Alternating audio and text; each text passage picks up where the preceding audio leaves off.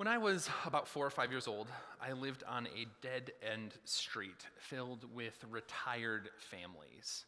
But every so often, a boy named Joey would visit his grandparents who lived just a few houses down from me.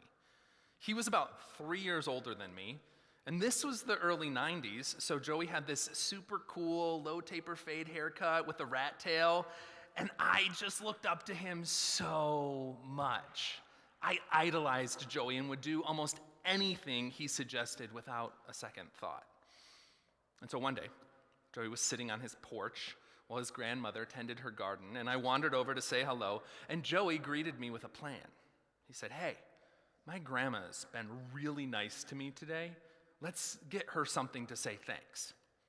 And even at my young age, I remember finding it strange that I needed to be involved in this at all. Like, his grandma hadn't done anything nice for me that day, but Joey was just so cool, so naturally, I followed him without voicing any opposition.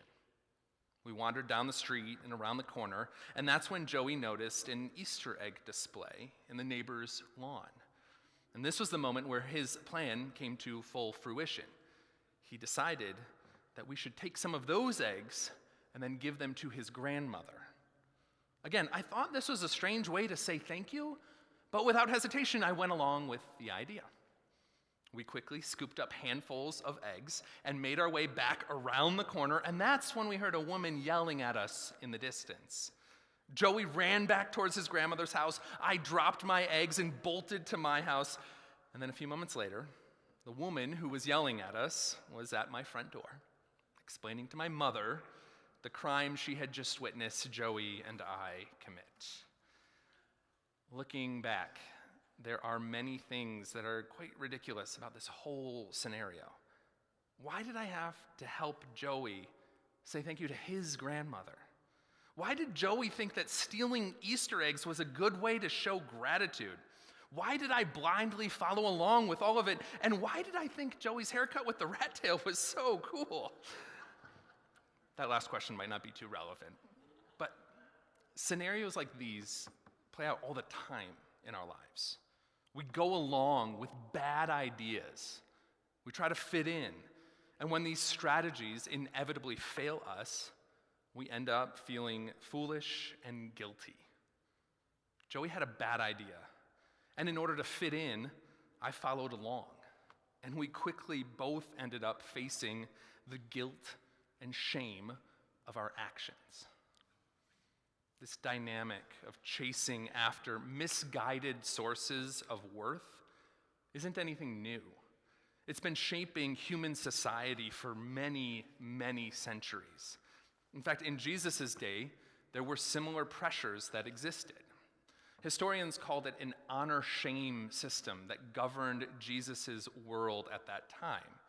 Scholars have written extensively about how in Jesus' day, there was this societal system where honor was a prized commodity. And so legal disputes, business transactions, religious ceremonies, all of it would be governed by who had more honor in the community's eyes at that moment. And so this also means that communal celebrations like, say, a wedding banquet were also places where this honor and shame transaction was taking place. And so imagine all of this as the backdrop for the reading that we hear this morning about a wedding at Cana in Galilee. Jesus and his mother and his disciples are attending this multi-day celebration where two families are being united by marriage. And for these families, what we need to realize is it was a rare opportunity for them to elevate their social standing. A wedding was one of the very few chances that a family might have to gain some honor and improve their status in the eyes of the community gathered there. So you can imagine that in a world like this, running out of wine at the wedding wasn't just a minor inconvenience, it was a potential social disaster. Running out of wine meant the bride and the groom and those families would face humiliation instead of the honor that they sought. This event of joy and celebration was threatening to spiral into disgrace for them. When I recall Joey and me stealing those Easter eggs, I see a similar pattern. We aimed to do something kind, but our misguided actions left us with nothing but guilt and shame. Just like with the families in the wedding at Cana, what was intended as a blessing quickly had the potential to become a curse. And I'm guessing that there's stories from your own life where you found this to be true for you as well. Maybe there was a time when you made the hard decision to leave your job or end a relationship, and you realized only months later that you'd made a terrible mistake. Or maybe there was a time when you tried to do the right thing, but for reasons outside of your control, everything went wrong and you were left to shoulder the blame. Our attempts to do better or to care more or to stand up for what's right, unfortunately, don't always lead us to health and wholeness. Blessings can become curses very quickly.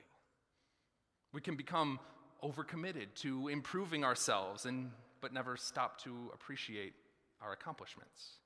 We can become obsessed with important social causes, but in our passion treat those right in front of us with disdain. We can become addicted to work and waste our days grinding away at the office, letting life pass us by in all of our focus. Blessings can become curses at a moment's notice.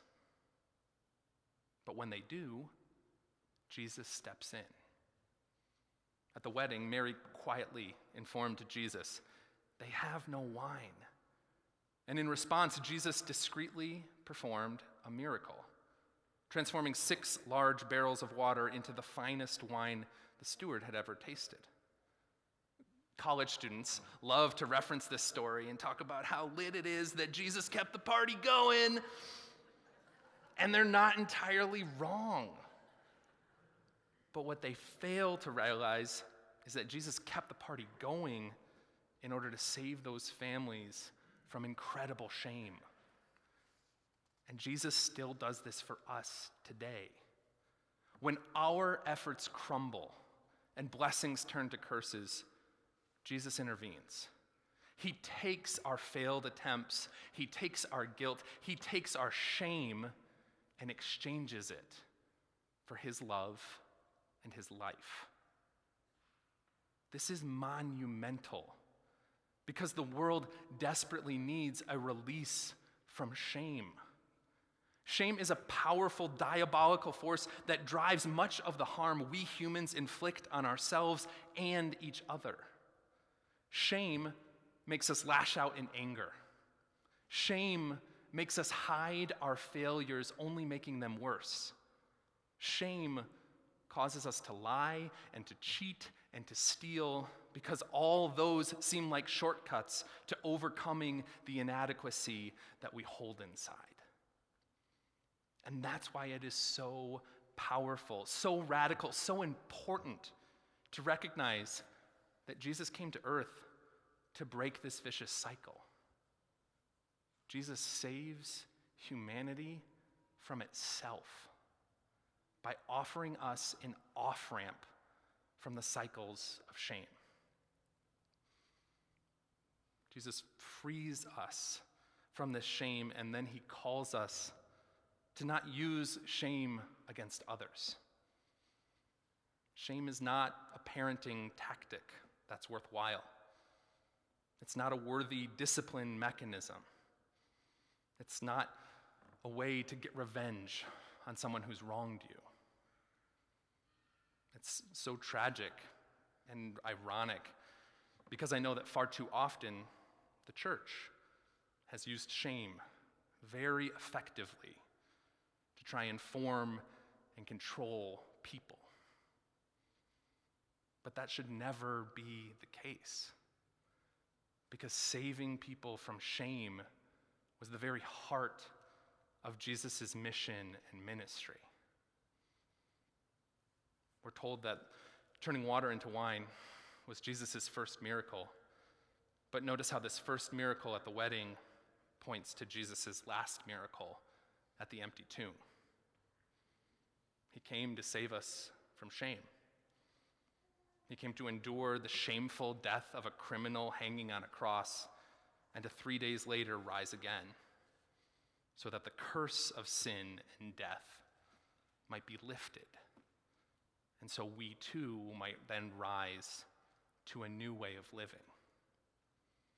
If this was all left up to us and our own efforts, we'd probably try to thank our grandmothers with stolen Easter eggs. We'd turn blessings into curses and wallow in our shame, or we'd project that shame onto someone else in a foolish attempt to get rid of it.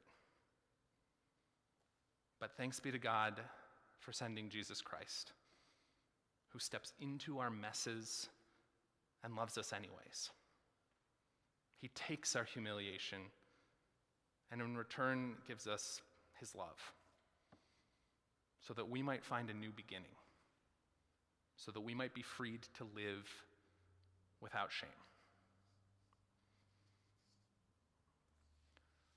Amen.